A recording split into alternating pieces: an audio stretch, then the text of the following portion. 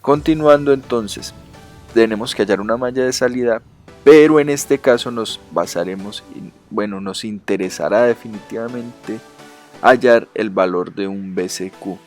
¿Cómo? Simple.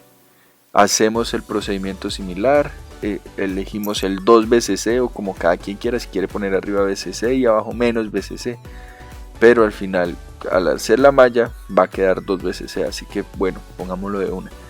La malla de salida se trabaja de igual forma que la anterior, pero obviamente como su nombre lo dice, es a la salida del transistor. Entonces nada, hacemos la mallita y empezamos a resolver para quedar en términos de un voltaje, que en este caso sería el BCQ. Bien, entonces sería 2BCC, que sería igual a ICRC más voltaje colector emisor, que es el que nos interesa, más IC, ¿cierto? Por RE.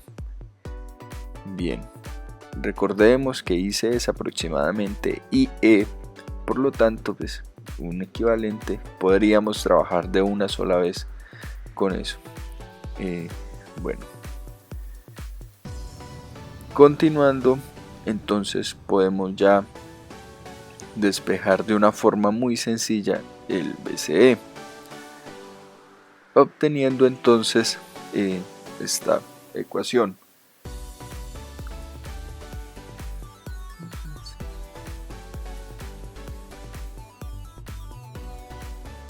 Bien, teniendo esta ecuación notamos que todos los valores existen. El ICQ que se muestra ahí es el que ya hallamos anteriormente, por lo tanto BCE va a tener un valor de 4,086 voltios. Bueno, a mí generalmente me gusta escoger entre 2 y 3 decimales, pero eso va en gustos. Les aconsejo que usen 3 decimales porque muchas veces ese último decimal puede hacerlos equivocar, puede variar muchísimo las ganancias del final, en fin, pueden haber muchísimos errores. Bueno, al tener entonces el análisis en DC prácticamente terminado, digo prácticamente porque harían falta algunas cosas, pero recordemos que solo estamos viendo las ganancias. Y empezamos entonces con el análisis en AC. El análisis en AC, nuestros capacitores se comportarían como un cortocircuito. Bien, entonces, el capacitor que viene entrando a R1 y R2, vuelvo y digo, no se tomaría porque eso sería un voltaje del generador, por lo tanto no lo tomaríamos.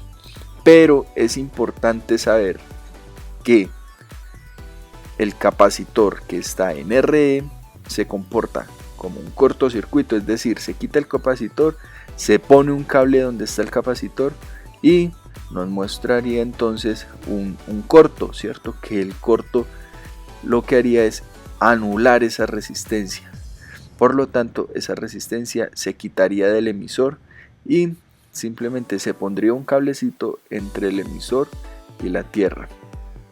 Bien, ahora, cosas importantes que se deben saber de esto es que siempre que hay un capacitor hay un cortocircuito. Bien, ahora en el análisis AC vamos a analizar el modelo híbrido del circuito.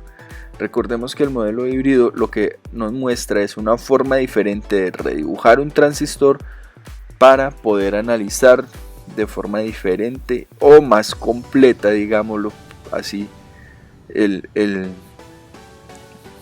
lo que sea que estemos hallando en este caso. Bien, entonces este sería nuestro transistor, ¿cierto?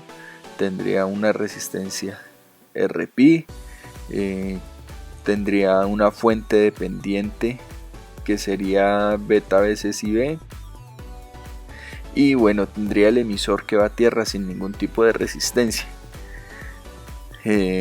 Y aparte, bueno, las resistencias que ya tenemos, que en este caso serían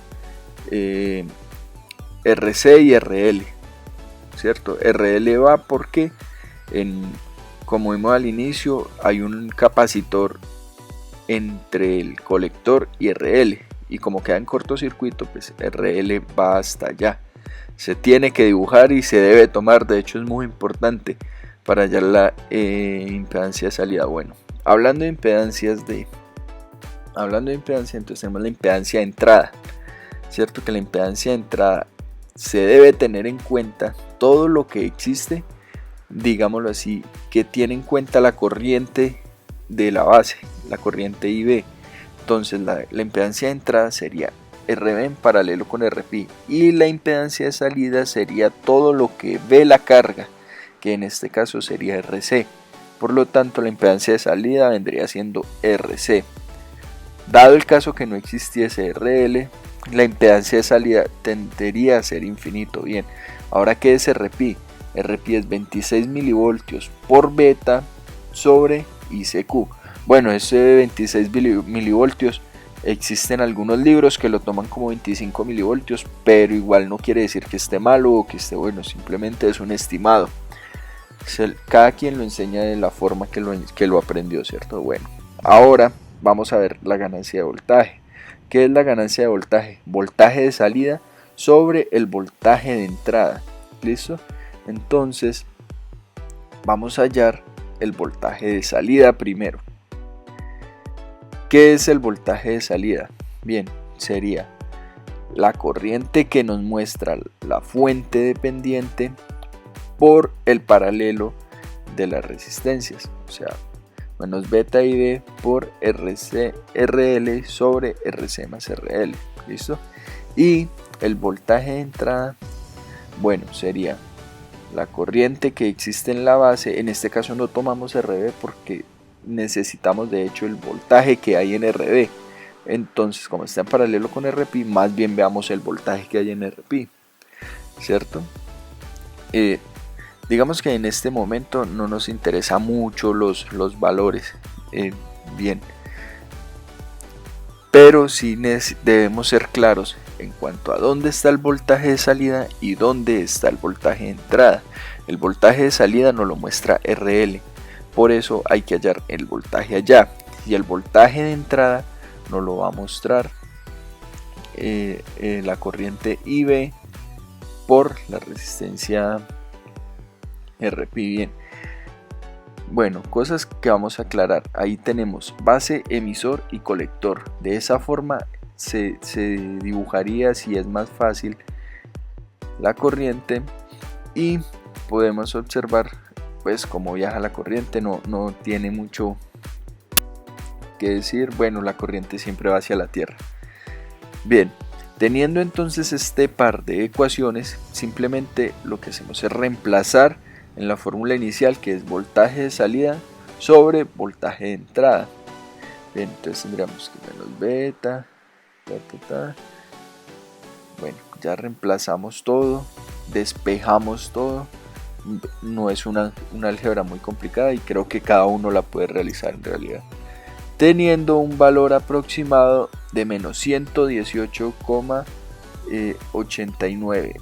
Es adimensional completamente y generalmente es negativa. Bien, ahora para la ganancia de corriente simplemente tendríamos que poner el valor de la ganancia de voltaje por la impedancia de entrada sobre la resistencia de carga.